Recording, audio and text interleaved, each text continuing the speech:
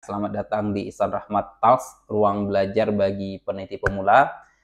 Yang mana video ini nanti cukup panjang, karena kalau sekalian skip, kemungkinan kalian nanti akan gagal paham. Saya juga mendatangkan beberapa buku sebagai contoh langsung. Jadi, dalam video ini akan saya bagi menjadi dua bagian, ya, tetap di satu video. Yang pertama, cara menulis footnote-nya. Setelah cara menulis footnote-nya, footnote itu kan cetakan kaki ya. Setelah menulis footnote-nya, baru saya ajarkan bagaimana cara menulis daftar pustakanya dan beberapa catatan-catatan penting terkait dengan footnote.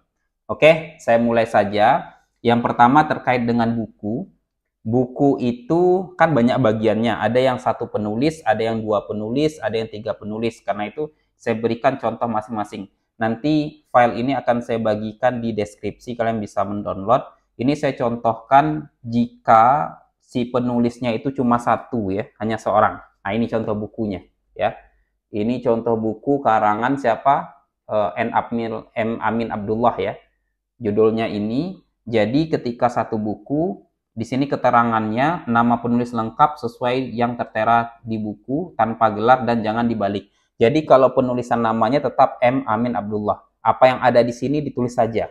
Kemudian antara nama dan judul diberi tanda koma. Antara nama dan judul diberi tanda koma. Kemudian judul ditulis lengkap. Jadi judulnya itu ditulis lengkap ya. Misalnya kayak gini, Islamic Studies. Di sini juga Islamic Studies di perguruan tinggi. Kemudian jika ada tulisan kecil-kecil seperti ini, boleh di sini dibuat titik duanya. Ya, titik dua. Titik dua pendekatan apa ini yang bagian kecil di sini. Lihat ya. Nah, kemudian dalam kurung ditulis kota atau kabupaten, jadi bukan provinsi ya. Misalnya Jawa Timur, bukan Jawa Timurnya. Apakah nanti dia di Malang, apakah nanti dia di Surabaya, yang ditulis kota atau kabupatennya. Terdapat di dalam buku, dikasih titik dua, ini titik duanya, kemudian ditulis nama penerbit, dipisahkan dengan koma dan kasih tahun. Bagaimana untuk mendapatkan informasi itu? Biasanya informasi itu tertulis di halaman awal buku. Kalau ini kulitnya, ini halaman awalnya, biasanya di bagian sini. Di sini ada nih, di mana kotaknya, di mana tahunnya. Tahun itu kalian ambil adalah tahun pertama kali buku itu diterbitkan, ya. Karena ini bukunya diterbitkan 2006 pertama kali, maka di 2006. Kemudian diakhiri dengan tahun. Tahunnya diakhiri dengan halaman ya. Halamannya itu adalah halaman mana kalian kutip. Misalnya kalian buka di sini. Kalian melihat bagian ini. Berarti yang dikutip adalah halaman 65. Ternyata misalnya kalian membaca dari halaman 63 sampai halaman 65, kemudian kalian jadikan satu paragraf, maka halaman dibuat 63 strip 65 ya. Itu kalau seandainya beberapa halaman. Itu caranya ya, dilihat benar-benar. Kemudian yang selanjutnya adalah bagaimana jika penulisnya ada dua, penulis dua. Nah ini saya contohkan jika penulisnya ada dua, sama ritmenya, ditulis nama lengkap. Nah antara orang pertama dan orang kedua itu dipisah dengan kata dan. Berarti di sini Khotibul Umam dan Setiawan Budi Utomo ya. Kemudian koma, pemisah antara penulis satu dengan penulis dua adalah dan. Antara nama dan judul buku diberi tanda koma. Ini koma ya. Kemudian judul buku ditulis lengkap dan garis miring. Jadi ditulis lengkap semuanya. Bahkan ada yang bagian kecil di sini kalian lihat ya.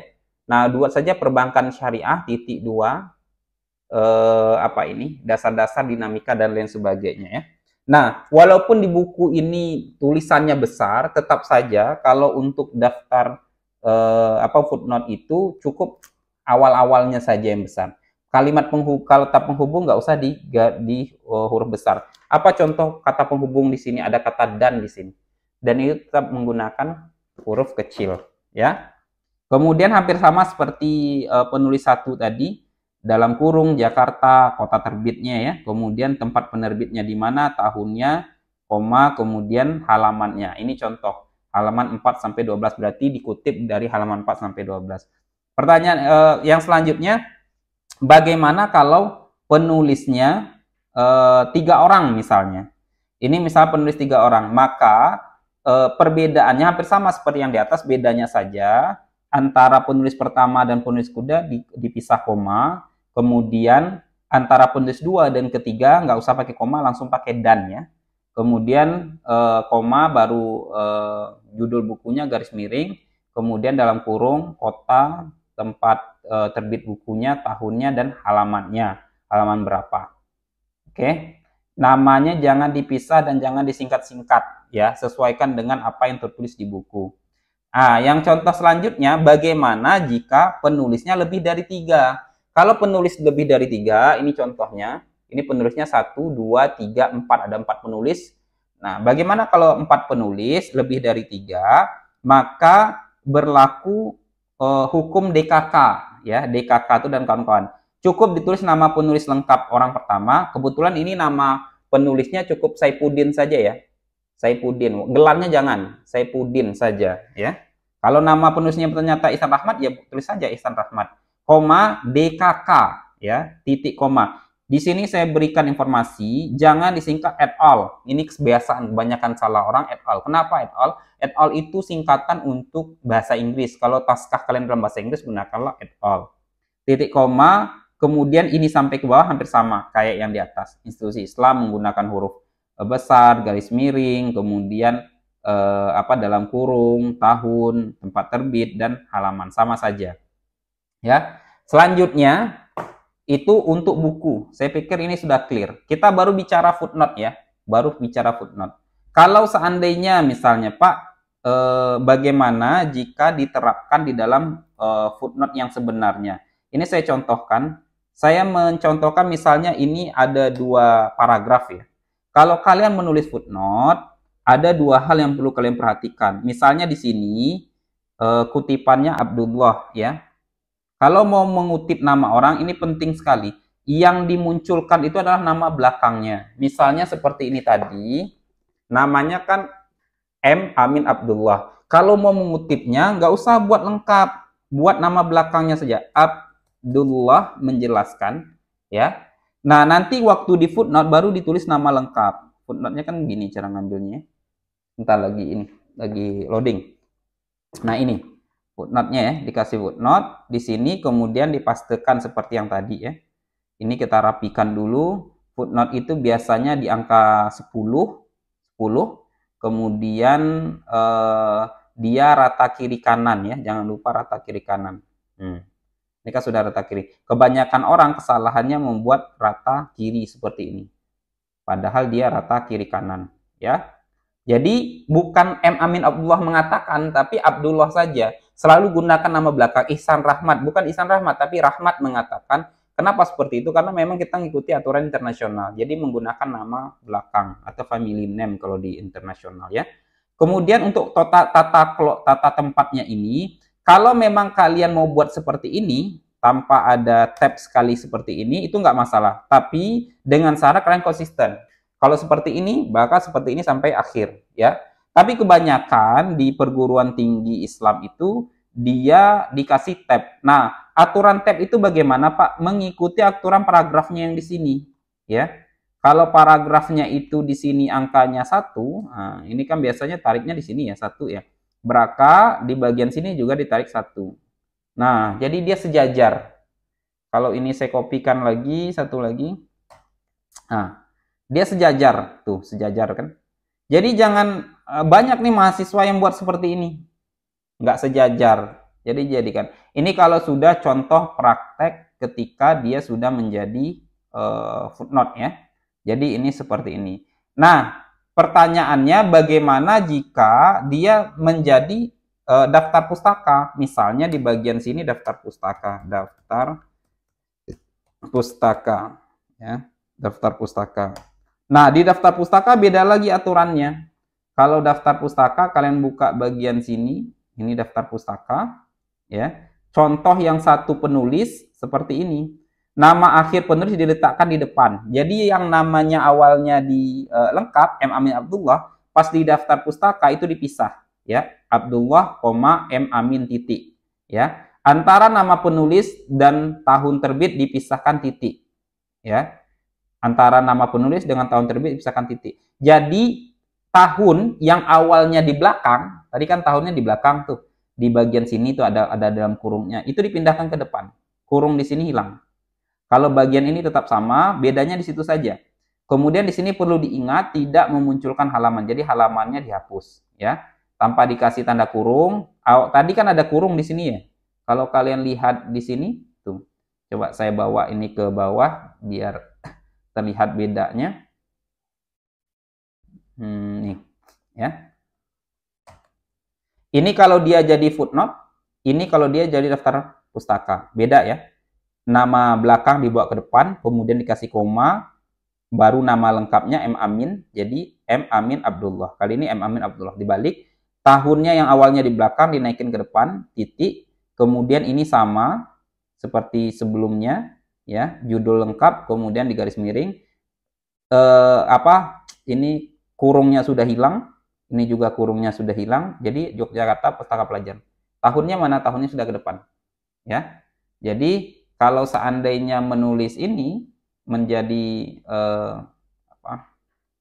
daftar pustaka di bagian sini tadi, nanti daftar pustakanya dibuat seperti ini. Ya, ini sudah lengkap. Nah, cara merapikan daftar pustakanya seperti ini. Tarik saja bagian ininya, rulernya. Oke, kalau nggak ada Pak, di sini saya nggak ada ruler. Ruler itu di bagian mana ya biasanya? Saya lupa. Nanti coba cek saja ya. Seingat saya ruler itu ada di view. Review di view ini, tekan ruler kalian ya. Nah, seperti itu. Itu contoh kalau seandainya kalian menggunakan buku ya. Pertanyaan selanjutnya tetap masih di buku. Bagaimana buku terjemahan? Buku terjemahan itu adalah buku yang ditulis oleh orang luar kemudian diterjemahkan oleh orang Indonesia. Bedanya ada di sini. Tetap sama saja, misalnya satu penulis, nama lengkapnya ini saya contohkan, ini adalah buku terjemahan ya. Yang menulisnya adalah Ahmad Ibrahim Abusin, ini bisa dilihat Ahmad Ibrahim Abusin. Judulnya Manajemen Syariah, titik 2, sebuah kajian historis dan kontemporer. Titik, nah di sini ada tulisan terj. Terj itu adalah singkatan dari terjemahan. Bagaimana saya melihat siapa penerjemahnya? Itu ada di halaman awal buku ini. Nah, di sini biasanya. Ini halaman awal ya. Di bagian sini cari saja terjemahan. Siapa menerjemahnya? Di sini Dimayaudin Dimyani ya. Kemudian seperti biasa ada dalam kurung, kemudian ada tempat terbit, kemudian kota terbit, tempat terbit, tahun dan halamannya. Jadi nggak perlu dikasih kata HLM atau HH, nggak perlu ya. Begitu juga kalau contoh penulisnya 4 dan penerjemahnya 2. Kita ibaratkan misalnya ini ada 4 penulis, sama saja. Ahmad Ibrahim Abusin, DKK, terjemah manajemen syariah, kemudian terjemahan dan lain sebagainya sama. Ini sama seperti buku tadi, bedanya tambahan ini saja. Nah, pertanyaannya, bagaimana Pak kalau seandainya menjadi daftar pustaka? Kalau seandainya menjadi daftar pustaka, itu tidak banyak perubahan, hampir sama. Nih, misalnya kayak tadi, Ahmad Ibrahim Abusin, jadi kata sin-nya dipindah ke depan karena nama belakang ya. Kemudian tahunnya yang awalnya di sini ada dalam kurung, ya di sini kan ada dalam kurung, ada tahun dinaikin ke depan, kemudian selebihnya sama, ya, hampir sama, seperti ini tadi. Ini biasanya saya buat seperti ini kalau mau rapi, ya. Nah, gitu. Oke, misalnya di bagian sini ada footnote lagi, misalnya bagian sini ya. Kita buat footnote-nya. Ini footnote-nya Sin, Abu Sin tadi. Ini. Oh, bukan. Oh, yang ini ya.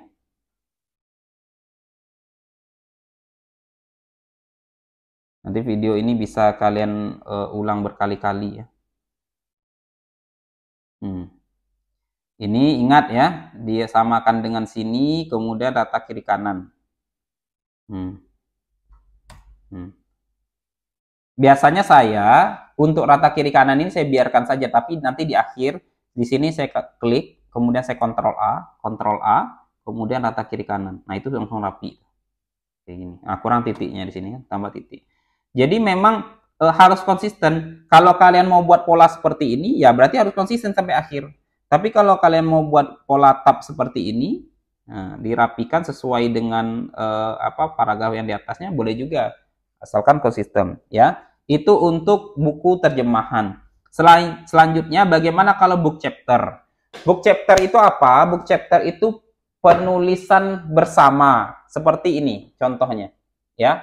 Ini coba kalian lihat, banyak sekali penulisnya, ada berapa. Jadi jika kalian buka daftar isinya, setiap subbab itu ada penulisnya. Coba kalian lihat ya, ini ada penulisnya masing-masing nih. Jadi beda. Kalau yang tadi, walaupun ini 4 penulis, tetapi ketika di daftar pustaka, daftar isi, itu nggak ada pemisahan. Jadi ini ibaratnya buku ini memang ditulis bersama-sama. Tetapi kalau yang ini bukunya memang ditulis bersama-sama, tapi setiap orang memiliki bagiannya masing-masing. Ya, coba lihat di sini, ada kan? Oke, ini namanya book chapter atau bunga rampai. Kalau kalian menemukan seperti ini, misalnya di buku, loh, kok ketika saya buka ini, ketika saya buka halaman ini, ada penulisnya di sini. Berarti ini namanya bunga rampai atau book chapter. Bagaimana cara penulisannya? Penulisan book chapter ini memang agak bukan ribet sih, hampir sama saja. Jadi misalnya saya menulis, saya mengambil kutipan pentingnya zakat profesi, tulisannya Neta Agusti, ya. Berarti yang ditulis di sini bukan nama editornya, adalah nama penulisnya Neta Agusti, ada tanda petik di sini, ya. Kalau di buku tadi, dia nggak ada tanda petik. Kalau di sini ada tanda petik untuk judulnya. Ya, pentingnya zakat profesi, kemudian tutup petik, aturannya ada di sini ya. Antara nama judul dan buku diberi tanda koma, kemudian tanda petik berisi judul tulisan lengkap. Kalian bisa membaca di sini nanti. Antara judul tulisan dengan judul buku dikasih pemisah koma. Jadi ini dikasih pemisah koma. Ya, ini dikasih pemisah koma. Kemudian karena ini buku tulisan bersama, judul asli bukunya kan ini, judul utama bukunya, Ziswaf ini. Maka ditulis di sini dalam. Artinya apa? Tulisan ini ada dalam buku Ziswaf, _2, zakat, infak, sedekah, dan wakaf ya. Kemudian ditulis tulisan ads. Ads ini apa kepanjangannya? Ads itu tulisannya editor. Nah, editor ini. Berarti buku ini dieditori oleh 2 orang ini. Pak, kalau seandainya buku ini seperti ini, yang dia bukan bunga rampai ataupun book chapter, perlu nggak ditulis nama editornya? Nggak perlu. Kalau yang ini nggak perlu. Buku-buku seperti ini nggak perlu. Khusus buku yang modelnya seperti ini tadi, yang setiap bagian itu ada nama penulisnya, ya. Setiap bagian ada nama penulisnya seperti ini. Oke. Nah, kalau editornya itu lebih dari 1 orang, berarti berlaku tambahan eds. EDS. Tapi kalau cuma 1 orang, ya berarti ED saja. Ya, kebetulan ini 2 orang. Kalian lihat editor 2 orang, berarti menggunakan kata ads. Kemudian nama lengkap orangnya dipisah dengan dan, tidak usah ditulis nama gelarnya, tidak usah dipisah. Kemudian dalam kurung daily dan lain sebagainya itu hampir sama seperti buku yang sebelumnya ya. Di sini dalam dikasih kota atau kabupaten, _2, kemudian tempat penerbitnya, tahunnya, dan halamannya. Gak usah dikasih kata HLM, cukup langsung saja ya. Nah, bagaimana kalau seandainya salah satu tulisan ini ditulis oleh 2 orang penulis dan 1 editor? Nah, ini cuma keragamannya saja ya. Nah, hampir sama seperti yang di atas dalam buku, sama nama orang dan dipisah kata dan kalau seandainya 2 orang. Kalau 3 orang atau 4 orang bagaimana? Kalau 3 orang sama dipisah koma di sini, kemudian nama orang kedua dipisah dan, baru nama orang ketiga. Kalau berempat bagaimana? Nama orang pertama saja Neta Agusti, DKK, ya. Tanda petik, kemudian seperti yang di atas ini. Bedanya karena di sini katanya editornya cuma 1, berarti berlaku ED. Kalau ini kan EDS. Kenapa EDS? Karena 2 orang. Ya, selebihnya sama. Itu untuk buku. Berarti udah clear semua buku ya. Selanjutnya, wah ini udah berapa nih? Udah 20 menit. Ya, nggak apa-apa. Penting kalian bisa belajar. Yang selanjutnya artikel jurnal. Bagaimana kalau seandainya saya memiliki kutipan artikel jurnal?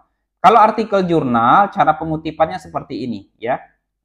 Ada tanda petik di sini, kemudian yang di garis miring itu adalah nama jurnalnya, ya. Nama penulis lengkap sesuai yang tertera di artikel, tanpa gelar dan jangan dibalikan namanya. Ya, jangan juga disingkat-singkat, disesuaikan dengan artikelnya saja. Antara nama dan judul artikel diberi tanda koma. Ini antara nama dan judul artikel diberi tanda koma. Kemudian kasih tanda petik berisi judul lengkap dan jangan digaris miring. Nah, ini judul lengkap nggak usah digaris miring. Tutup ini, kemudian koma. Baru kita cek nama jurnalnya apa. Ini nama jurnalnya nalar, di garis miring, koma. Di sini ditulis vol dan nomor. Di sini volnya berapa, tanpa pemisah, cuma spasi saja, nomornya berapa, koma, baru bulan terbitnya dan tahun. Pertanyaannya, kalau Pak saya nggak menemukan bulannya, boleh tahunnya saja, ya. Kalau seandainya tidak ditemukan berarti kayak gini saja. Tapi kalau ditemukan silakan. Kemudian koma, halaman yang kalian kutip, ya. Halaman yang dikutip berapa? Itu kalau seandainya satu penulis. Artikel itu kan kadang-kadang bisa lebih dari 3-4 penulis, ya. Kalau dua penulis hampir sama saja, bedanya dikasih dan. Kalian sudah belajar di awal, ya.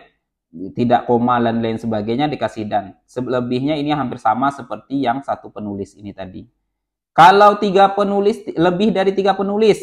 Kalau 3 penulis tadi belum berlaku DKK, jadi dibuat nama lengkapnya.